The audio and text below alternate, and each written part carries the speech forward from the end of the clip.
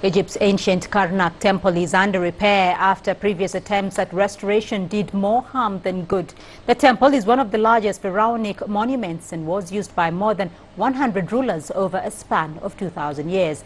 The site is being treated with lime mortar, which experts say is the safest way to conserve the historic structure. Let's take a look. 2,000 years worth of history at this very spot. This is the Temple of Karnak in Egypt. It houses temples dedicated to several of the ancient Egyptian gods within its 20-meter-high walls. The ancient site has attracted many archaeologists and Egyptologists throughout different millennia. Egyptologists realized the importance of restoring and conserving the site. They then started to try to save the crumbling stone, but a lack of experience led to them doing more harm than good. Here we are looking at a wall part of the temple which had been built by some old restorers in the 1960s.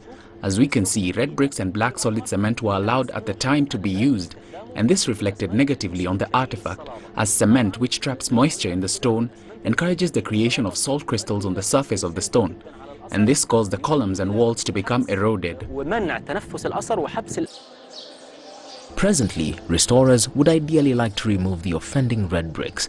However, they were used so prolifically throughout the temple, it's almost impossible to get rid of them. We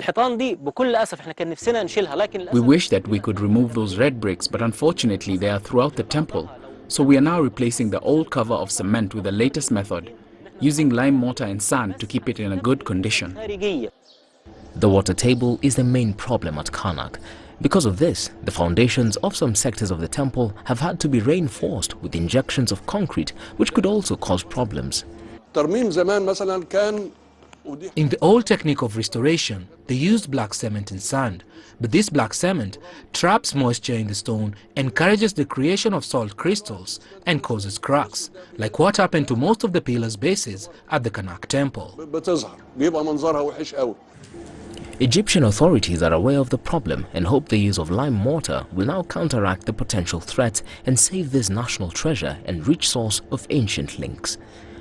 Leslie Murungu, CCTV.